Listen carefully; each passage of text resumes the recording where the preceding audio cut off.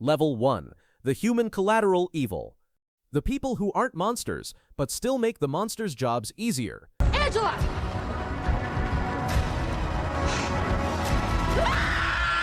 In Stranger Things, pure evil doesn't always come with claws, vines, or psychic powers. Sometimes it hides in the background, smiling, shaking hands, or pretending nothing is wrong. Level 1 is about the characters whose moral failures allow the darkness to spread unchecked.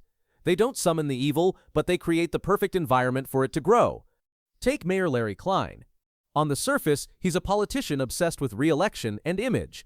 Underneath, he's a coward who sells out Hawkins to the highest bidder. When the Soviets approach him about building the Starcourt Mall, secretly a front for reopening the gate, he doesn't question it. He doesn't investigate. He just pockets bribes and clears land. His selfish ambition literally opens the door for the upside down again. Then there's Angela, Eleven's tormentor. She's not a killer, but her cruelty pushes Elle toward emotional breaking points that weaken her sense of self, the very identity Vecna later exploits. Humans like Angela teach the show's darkest truth: monsters don't always come from other dimensions. Finally, the orderly guards of Hawkins' lab. They watch children tortured and experimented on. They enforce Brenner's commands without question. Their obedience makes Brenner possible, and Brenner's actions shape Henry Creel into Vecna. These aren't demons. They're the cracks in Hawkins' foundation. And evil only needs cracks. Level 2. The abusers and manipulators. The ones who don't need the upside down to destroy lives, they do it on their own. If Level 1 shows us the cracks in Hawkins, Level 2 reveals the people who actively break others. These aren't supernatural villains, they're the everyday monsters whose cruelty shapes the heroes long before Vecna ever enters the picture. First, Lonnie Byers, the toxic father who abandoned his family long before Will vanished. Lonnie isn't physically violent, he's worse. He's an emotional leech. When Will goes missing, Lonnie doesn't show up to help. He shows up hoping to cash in on a lawsuit. His greed drains Joyce, fractures Jonathan, and teaches the Byers boys the first great horror of their lives. Sometimes the person who's supposed to protect you is the one who hurts you most. Then we have Neil Hargrove, Billy's father, a man who can turn a room ice cold by simply walking into it. His abuse is so severe it forges Billy into a weapon. Angry, unstable, desperate for control, everything Billy becomes, the aggression, the violence, the emotional implosion, starts with Neil's brutality. His evil doesn't just ruin his son, it bleeds into Max's life, shaping her trauma for seasons to come. And finally, Dr. Brenner's staff of teachers. Not guards, not scientists, teachers who groomed children into living weapons. They smile, they comfort, they manipulate, they shape the kids' entire worldview, then hand them over to Brenner for training. Their evil is quiet, soft-spoken, systemic. The kind that doesn't just control people, it manufactures monsters. Level 3. The corrupted and the consumed. The ones whose humanity is twisted, hollowed out, or devoured, leaving something far worse behind. Level 3 is where Stranger Things stops being a story about people facing monsters and becomes a story about people becoming monsters. Let's begin with Billy Hargrove, not the abusive son we met in Season 2, but the possessed vessel from Season 3. When the Mind Flayer takes him, Billy doesn't just turn violent, he becomes predatory. The way he stalks Heather, the way his eyes glaze over when he's gone, the way he whispers, "You let us in," it's chilling because Billy is still in there, screaming behind the glass. His soul is conscious, trapped, forced to watch every murder he commits. Billy becomes the perfect symbol of Stranger Things' greatest terror, losing control of your own body. Next, the flayed, the townspeople absorbed by the Mind Flayer's hive mind. These aren't mindless zombies, they are people who still recognize their friends and family, but are powerless to disobey. Their sacrifice in the steel mill, dozens willingly melting into a pile of flesh, is one of the show's most disturbing images. It's self-annihilation as obedience. And we close out with Henry Creel as a child, long before Brenner names him one. His early cruelty, his fascination with death, his quiet resentment toward humanity, all of it shows a boy already drifting away from empathy. He isn't possessed, he isn't manipulated, he's simply becoming something else. Level 3 is terrifying because these characters don't start out evil. They're pulled into it piece by piece until nothing human remains. Level 4. The architects of horror. The human masterminds who don't just serve the darkness, they build it. Level 4 is where Stranger Things reveals a brutal truth. Sometimes the most terrifying monsters wear lab coats, badges, or smiles. First prize goes to Dr. Martin Brenner, the polite, soft-spoken man who makes Vecna look merciful by comparison. Brenner doesn't kill out of rage or hunger, he kills out of curiosity. He lies to children like a father, then tortures them like a scientist. Every experiment, every injection, every lesson comes wrapped in a calm voice and a hand on the shoulder. He doesn't see kids, he sees assets. Brenner is chilling because he truly believes he's the good guy, even as he builds the empire that creates both 11 and Vecna. Following on his heels is Lieutenant Colonel Jack Sullivan, the military zealot from Season 4 who decides the apocalypse is less dangerous than a scared teenage girl. When Sullivan orders soldiers to kill 11 on sight, he isn't motivated by fear, he's motivated by righteousness. He thinks he's saving America by executing a child. That moral certainty makes him far more dangerous than any Demogorgon. And the last man standing, we have the Hawkins Lab administration, dozens of nameless officials who signed the paperwork, funded the tests, and quietly supported the torture of gifted children. They never get their hands dirty, but without them, none of the horrors in Stranger Things ever happen. Level 4 villains don't serve monsters. They manufacture them and sleep peacefully afterward.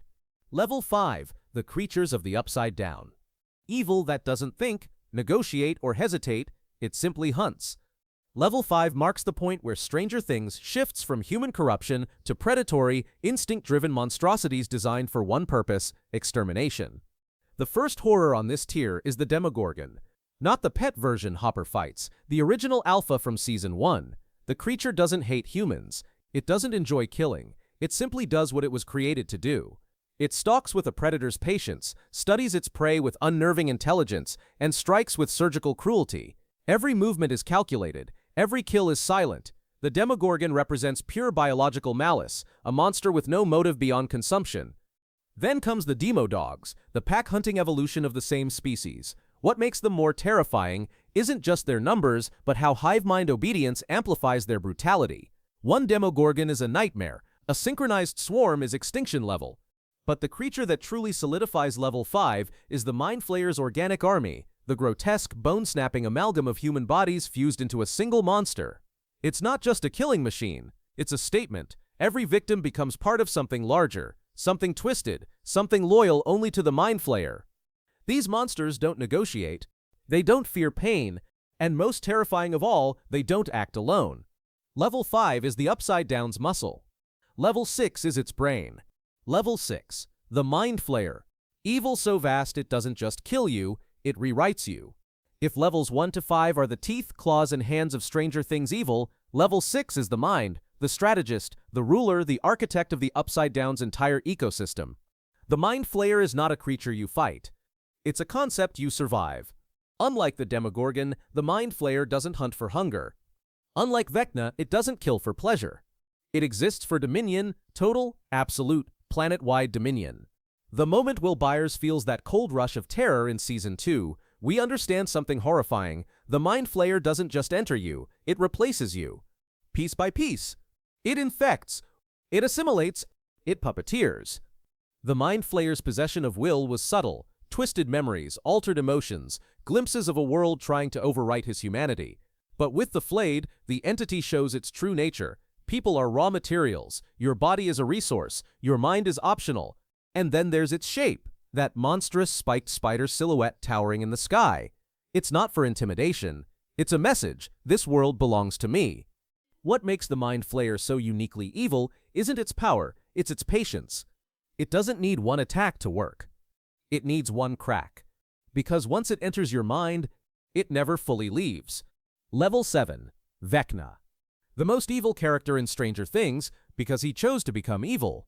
Up until now, every monster, every creature, every nightmare in Stranger Things felt like an extension of the Upside Down.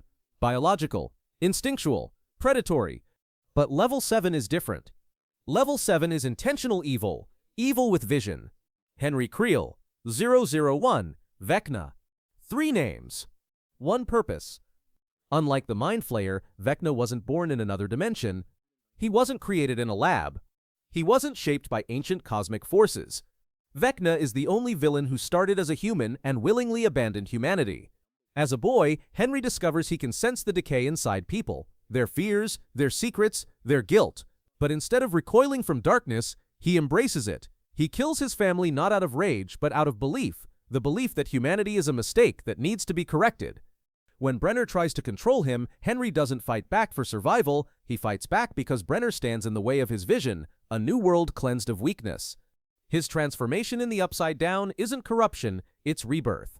Vecna sculpts the dimension's raw matter into a throne. He fuses with its hive mind. He uses the Mind Flayer's particles like clay, molding them into an army. He doesn't serve the Upside Down. He owns it. What makes Vecna the most evil character is simple. Every death, every possession, every tear in the fabric of their world was orchestrated by a man who believes he's saving humanity by destroying it. Vecna doesn't want to end the world. He wants to redesign it in his image. Evil in Stranger Things has many faces, but the story isn't done. Season 5 is about to rewrite everything we think we know about the Upside Down and who truly controls it. If you want to be here when the next twist drops, hit subscribe, because the darkest theories are still ahead.